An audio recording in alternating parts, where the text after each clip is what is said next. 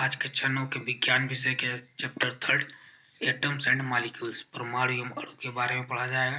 Chapter start करने से पहले इस चैप्टर के कुछ मुख्य हेडिंग्स जिनको पढ़ना है उसके बारे में जान लेते हैं। जिस सबसे पहले हम पढ़ेंगे रासायनिक संयोजन के नियम, लॉ ऑफ केमिकल कॉम्बिनेशन। इसके बाद बात होगी डाल्टन का परमाणु सिद्धांत, डाल्टन एटॉमिक थ्योरी। इसके बाद परमाणु पढ़ा जाएगा, क्या होता है एटम्स, अणु, मॉलिक्यूल। फिर आयन की बात होगी और लास्ट में मोल संकल्पना, मोल कॉन्सेप्ट के बारे में पढ़ा जाएगा। तो आइए शुरू करते हैं फर्स्ट टॉपिक, रासायनिक संयोजन के नियम। वैसे तो रासायनिक संयोजन के नियम कुल 5 प्रकार के होते हैं, लेकिन यहाँ पर क्लास 9th में हमको सिर्फ और सिर्फ 2 ही नियम के बारे में पढ़ना है। तो ये पांचों नियम है। पहला है द्रव्यमान संरक्षण का नियम, law of conservation of mass. दूसरा है स्थिर अनुपात का नियम। तीसरा गुणत्व अनुपात का नियम। चौथा पारस्परिक अनुपात का नियम। और पांचवा है गैल-लुसेक का गैसीय आयतनों का नियम। ये जो बाकी के 3 नियम है इनको उच्च कक्षाओं में पढ़ा जाएगा, यानी कि आप क्लास 10th के बाद इसको पढ़ेंगे। तो यहाँ जो हमको जो 2 नियम पढ़ने हैं तो उनकी बात करेंगे। इसमें सबसे पहले बात करेंगे द्रव्यमान संरक्षण का नियम, law of conservation of mass. इस नियम से तात्पर्य यह है कि जो बात करने जा रहे हैं इस मास की, द्रव्यमान की, तो द्रव्यमान की उत्पत्ति यानी इसको उत्पन्न करना या फिर इसका विनाश, इसको खत्म करना, यह संभव नहीं है। यही है law of conservation of mass.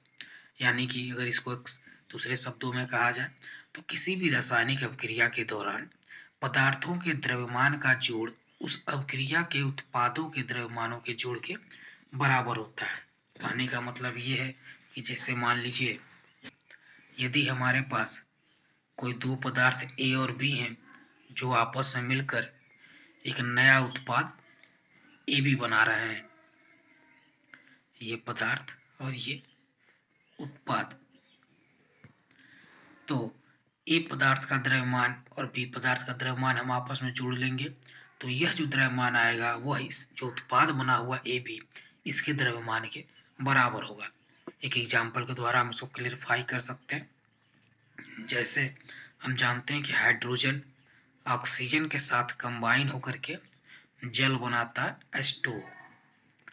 ये जो H2O लिक्विड फॉर्म है, यहाँ ऑक्सीजन हमने गैसियस फॉर्म लिया हुआ है, हाइड्रोजन भी यहाँ गैसियस फॉर्म लिया हुआ, और इसको इक्वेशन को यहाँ 2 लगा के बैलेंस कर लेंगे। अब हमको पता है कि हाइड्रोजन का जो मास कितना होता है, ये होता है हमारा 1 ग्राम।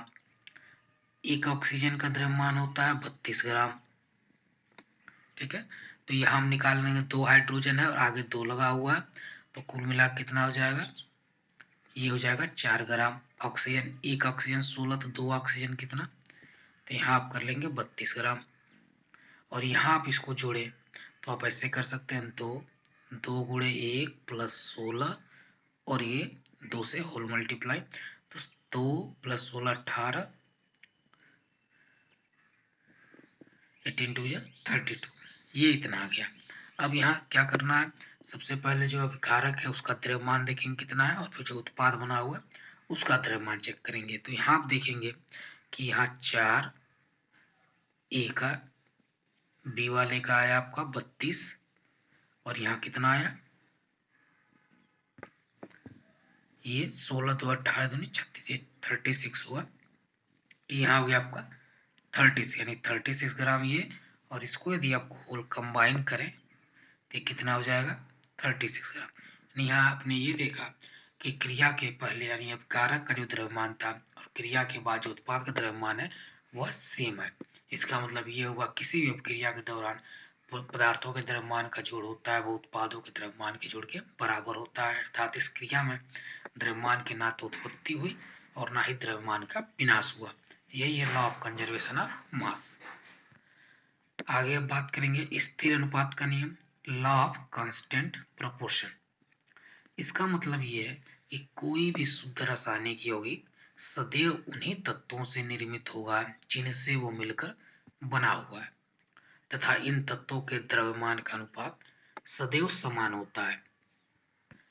अब जैसे कि इसको उदाहरण से हम ये समझ सकते हैं कि जैसे मान लीजिए आपके पास H2O है, जल है, इसका कुल द्रव्यमान कितना होगा वैसे तो इसका कुल द्रव्यमान 2 हाइड्रोजन है 2 और ऑक्सीजन का 16 होता है, कुल तो होगा 18। लेकिन यदि हम इसमें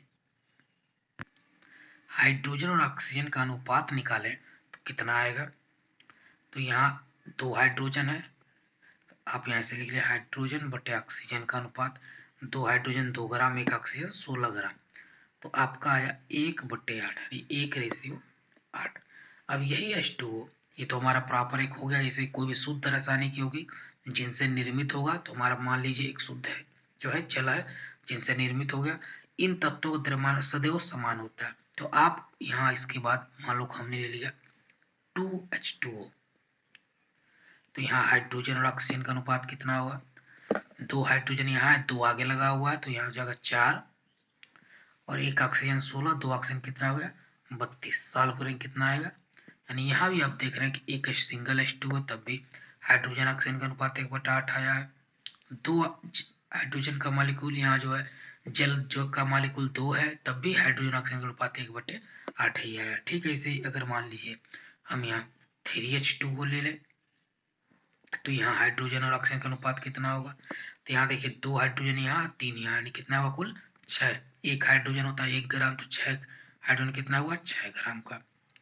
ये ऑक्सीजन है, एक ऑक्सीजन होता है 16 ग्राम का, और यहाँ आगे 3 मल्टीप्लाई तो 3 ऑक्सीजन हो गया तो 16 3 48 48। ठीक है, अब इसको आप डिवाइड करिए तो यह 1/8 ही आएगा। तो यह सिद्ध हो गया कि कोई भी शुद्ध रासायनिक यौगिक सदैव उन्हीं तत्वों से निर्मित होगा जिनसे वो बना हुआ है और इन तत्वों के द्रव्यमान का अनुपात सदैव समान होता है। यही है स्थिर अनुपात का नियम।